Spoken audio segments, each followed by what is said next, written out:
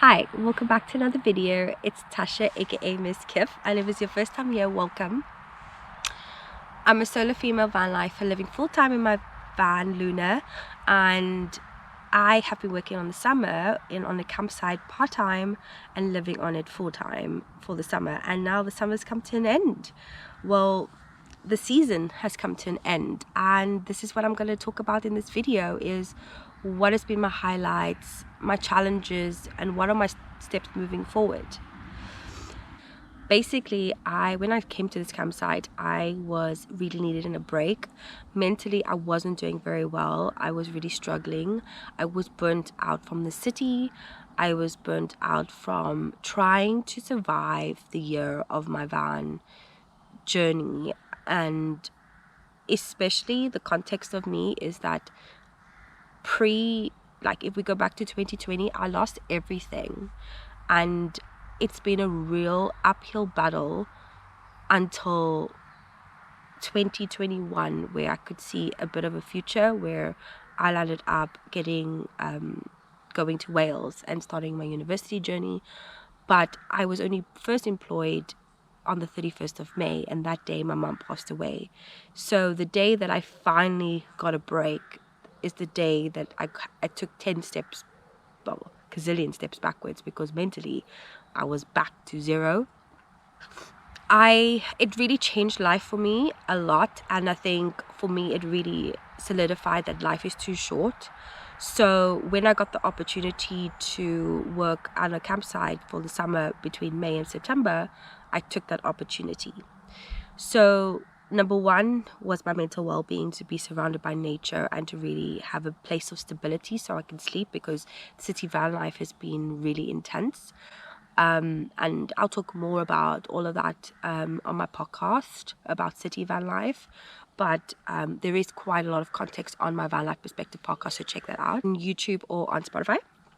So I came here to make sure that, okay, mental well-being, number one. Number two was my health. I was eating really bad in the city. And number three was to try to get financially stable and to see if I could work remotely, because that's part of the long-term goals, to be able to be remote. And then lastly was what am I doing with my life? Because the rat race became so much, even being in the van in the city, in you're just working all the time and building, and I feel like I was so mentally on another planet that I personally feel like I was losing myself again. So here we are. Highlights, what are they? And I would say my highlight is just feeling really in tune with myself right now. I won't say 100%, because lately I've been feeling triggered, I would say. It's an ongoing process, but I feel like it's more with what does happiness look like for me. I feel like when I get triggered is that space in time where there's a few things that aren't checking the boxes, and this is the perfect time for me to go, right, let's check in and let's actually put the energy towards things that's going to fill my cup rather than deplete it. So yes, I would say comparison to May, I am a way better state. I think I'm definitely mentally more prepared going into the city again. But I feel like this time my approach is going to be a bit different, to figure out how I can change my workflow. Health-wise, where am I? Health-wise, there's room for improvement for sure. Definitely, I've started to cook more. I feel like I need to go on a no gluten, no lactose, kind of maybe go vegan for a little bit, plant-based. See how that works. Not fully vegan, but if I have like a bit of chicken or lean meat, it's fine. Like, I love meat and fish, but the right time. So, and then to cut out alcohol, that's for me a big point at the moment. I've actually got a really bad chest at the moment that I'm really struggling to shake off, and it's really it's hindering my productivity. So going into the city, I feel like I'm going to go back into yoga, and I want to try to teach yoga again. I feel like I want to build a community, and really going into this next phase with a little bit more of a better state of mind with my financial state. Also prioritizing what I need to spend with, sticking to a budget. So I've learned from that, which is great. And yeah, I've just really enjoyed living on the campsite. The challenges was balancing the internet when the internet went down, rainy days, which means you spend a lot of time in the van, which made me realize the van needs upgrading and changing. But then I also found a co-working space nearby, which gave me that opportunity to really explore more.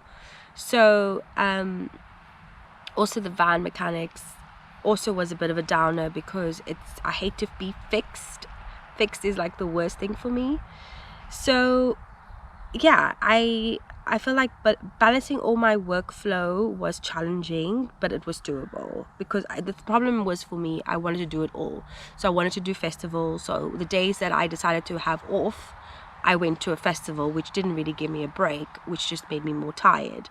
So I'm a very live life to the fullest type of person. So it's a cycle that I tend to get into a lot. So being on the campsite, to be able to just sleep whenever I needed to, that was amazing for me.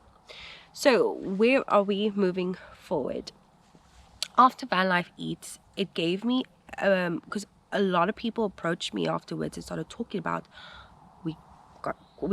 we're in the same boat here. So shout out to Alicia and Vera. So they really opened my awareness a little bit, where it's like, hold on a minute.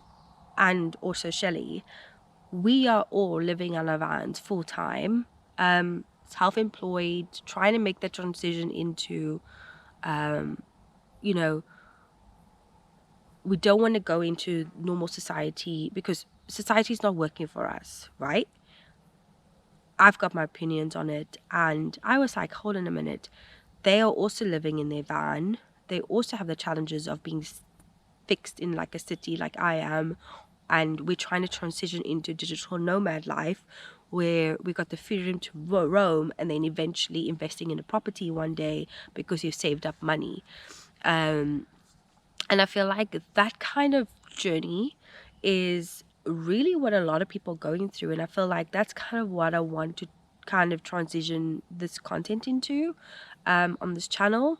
And then also I've got KIFF CAMPOUT retreats that will be launching next year, with the collaboration of two nutritionists, Vera and other independents as well, because I would like to bring many different people together to help support, especially in the van life community too, if possible, or just owning a small business. I'm a very much advocate for entrepreneurs, and that's what I am. So how do we become fully digital nomad in our entrepreneurial journey, living in a van? That for me is the pinnacle moment now, and that's what I want to focus my attention on. I miss producing music, so I really want to buy a new van. I'd like to maybe get like a Peugeot Boxer, and have like a raised double bed at the back with the underneath garage. I would like two active monitor speakers built in on the sides of the bed, and then two drawers come out. One is a synthesizer MIDI controller drawer, and the other one is a table that you can like eat on. So you can basically sit and produce, or you can basically sit and eat, basically. Then I want like a hidden shower, so either on the floor. I do want a thin kitchen with air fryer, a little mini oven, no big gas oven. It's just one of those 800-watt ovens that Simon's got, and then the rest is like either cooking on gas or like a portable gas, what I've got set up now. Really, a sink of course would be fantastic, nothing too big. And then closing off the cab, but then also having a little pocket to run in and out with, and then a slide out table or something that I could DJ out by the side of the sliding door, which that would be cool. Is like having like a pop-up DJ rave van thing. That would be pretty cool. So yeah, like after the summer, it's really driven me to go there and to fulfill that dream of mine, because I miss producing music. It's my life, and I really want to be able to DJ out to festivals and travel and eat good food. So for the moment, those are my dreams for the future. And you know, buying a van is going to cost quite a bit of money, and then running that van. So over the next 2 years, that's going to be a development in itself. So I'm going to start building little series videos on my YouTube channel, be a bit more methodical with my approach, really take some time to really think about how can I change this channel, or well, to progress this channel to be a little bit more direction, like intuitive, intentional with my content, rather than just sporadic as it's always been, and build from there really. And for this next period, I just need to get through the winter, and I am thinking of taking a holiday, either to I already want to go backpacking, or it would be to South Africa, but I don't know yet. That's for the future. But for now, we're here, and it's all just about working towards that bigger dream and just keeping resilient, really. So if you've liked this video, give it a thumbs up. Just a quick catch up, and really to reset and reground and